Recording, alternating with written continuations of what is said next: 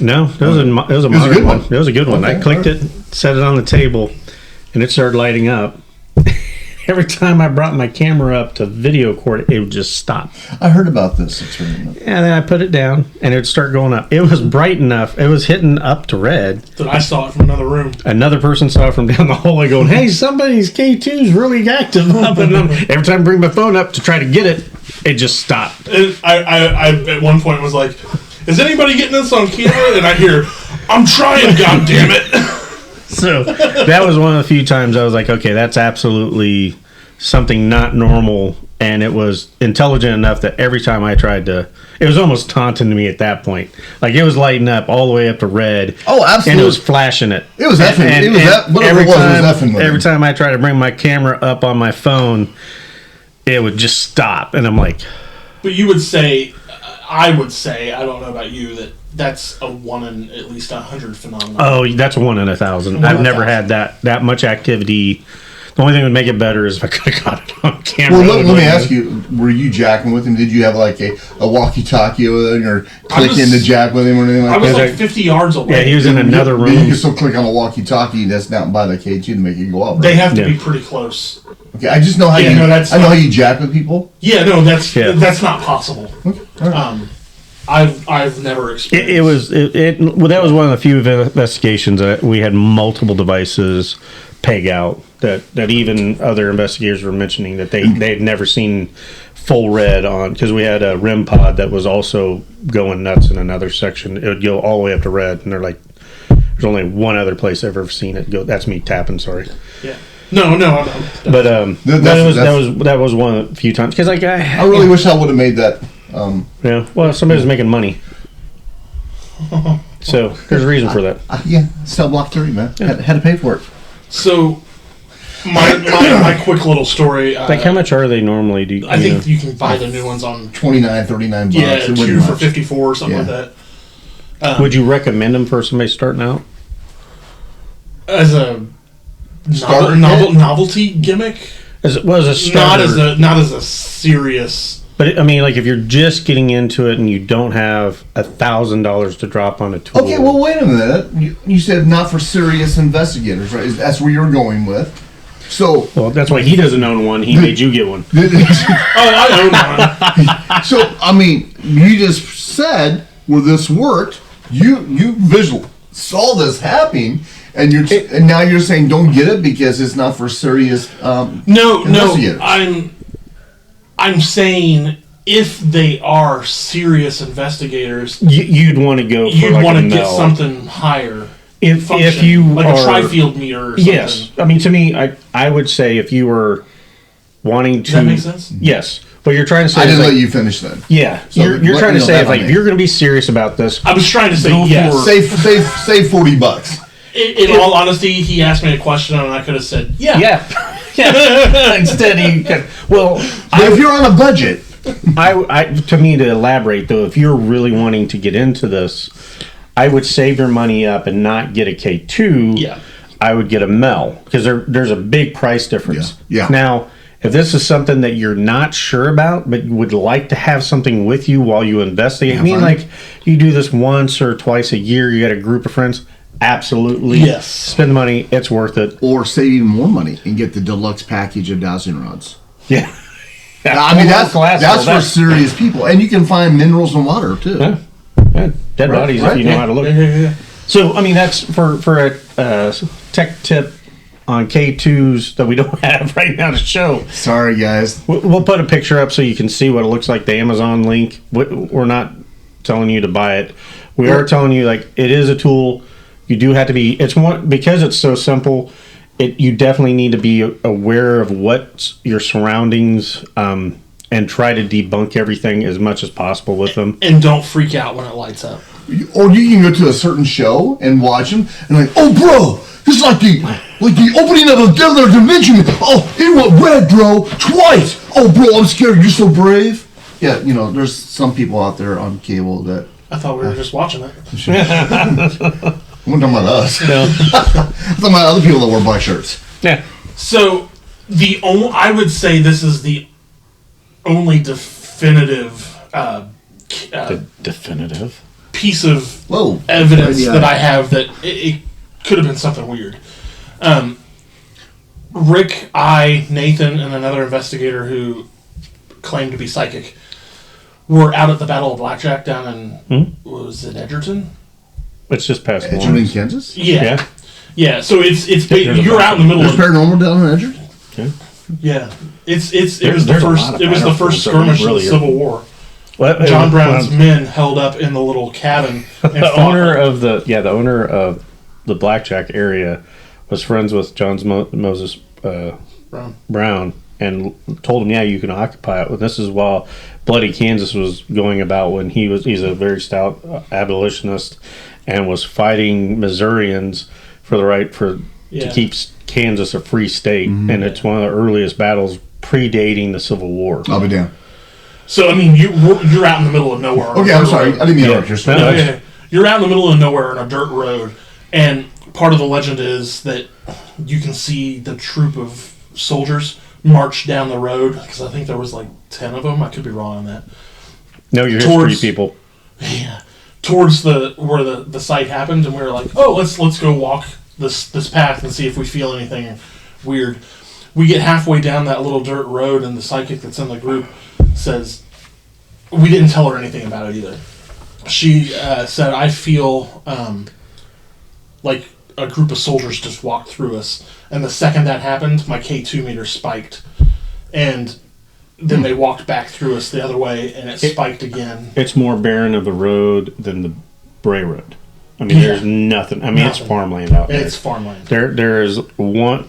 I mean, you have the standard one power line going down the road, but it's not. If it was activating your K2, it'd be on all the time. But there's not one going down that dirt road. Oh, It's just the main highway. So has Bray Road came out, by the way? I don't know. No, it does not. Okay, so this is going to come out after Bray Road?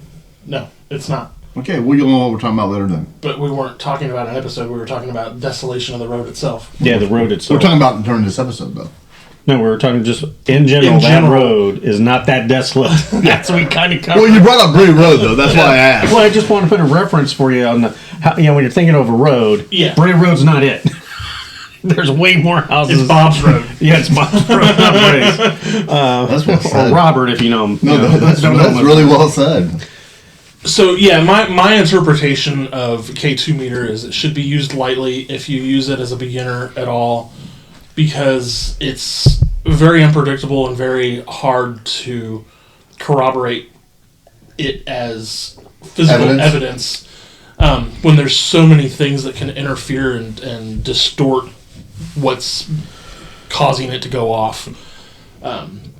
And I think it's widely misused in the TV shows and movies and interpretations of paranormal investigating. Yeah, bro. Now, I will say 10, 15 years ago, Yes, my perspective would be completely different because it was not used until around then and highly sought after, and we didn't really know what was going on. Yep. Well, again, technology ever advances. Yeah. 10 to 15 years ago is decade. It's a decade ago. Technology, it was a better tool because it was new. People are still figuring things out with it. Yep. And now we know. I mean, honestly, if you're going to get into this and investigate, one of your best tools is your phone. The microphones on modern phones and the cameras on an iPhone or even just standard Androids are better than the cameras used even 15 years ago. Oh, absolutely. I mean, you can look at a lot of older ghost TV series and look at them when they first started. They were using $2,000 to $3,000 cameras that are so grainy. Well, the 4 megapixels back then was a lot. Yeah, a lot. Yeah, and that's the forward-facing or the forward-facing camera on your phone's 4. Everything else is like 28 now. So I mean, shit, we used to have to print with dot matrix printers, and it was like the yeah. I mean, so yeah, I agree with you. But I mean, like I said, it is like if you are getting into this and you want something more than your phone, you want something to kind of video. Yes, if you really are wanting to get serious, save your money up, get like a millimeter. Or a tri-field. tri-field. Those are a little bit even more expensive. And the technology is getting better. They're coming down in prices on a lot of stuff because they're used in other fields. I mean, none of this technology was necessarily invented for paranormal investigation. It's used for other real world applications, and we're just finding out that they correlate with other things in the supernatural. So, like you said, we don't want you to waste your money. I wouldn't say it's necessarily wasting, but if you want to be serious about it, spend the extra money if you can and move up to a mil. If you're not really to make that jump, or you think maybe you got something going on in your house, $30, click it on, put it and have a camera watching it. You'll know pretty quick whether or not that's really, because if you turn it on and nothing happens, you can walk around, turn your microwave on, turn your lights on. With a camera on it, you'll know whether or not it's anything in the house. But like I said, there's procedures to make it more accurate so you're not getting spooked or spoofed by something in the house, like your heater kicking on or something. Yeah, and in my personal opinion, I would steer away from getting a K2 meter to begin with. If you're interested in this kind of stuff or think you have activity going on in your house, I would recommend a different piece of equipment that we'll do another para tech talk here coming up soon, and that's a voice recorder. Yeah, that's EVPs. I don't know if I'd do that a lot in my house. Digital? Now in my friend's house all the time. But see that what crosses that line, because you're willing to see if K2 meter goes off, but you're not willing to hear if there's any voices. And it's all kind of like using the same thing, like a Ouija board. Because you're basically doing the same stuff with all this paranormal. No, because the Ouija board, you're asking it to are you not with the K2 meter? You're giving it permission to use I did. you to move it. When I first got into it, hey, can you make this light turn, turn green? With a Ouija board, you're giving it permission to use you to move personally. Well, I'm giving it permission to turn that light red. Yeah, but not through you. But not through you. No, that's for sure. Yeah. And anyway, so if we want to wrap this up, I don't. You want to keep talking about this? I want it a little bit more, because the other thing to bring up is if you're in this field or wanting to get into this field. Don't do it. Well, you're not going to make money. Just throwing it out there. But just like building cars. Yeah. Yeah. All the hobbies I have don't make me money. They just supposed to help my mental state. We'll see. Anyways. And your marriage. And my marriage. Yeah. Ask around groups. Because of how popular the K2 meter was 5 to 10 years ago, you will more likely be able to borrow one if you hit groups up. Just saying. Valid point. And have them actually show you how to do things and all that. Paracons are a good place to go. Like, a lot of people have them. Like, they may not have them out display, but if you start talking and tell them you're interested, they may be able to whip one out and just What about ghost apps on your phone?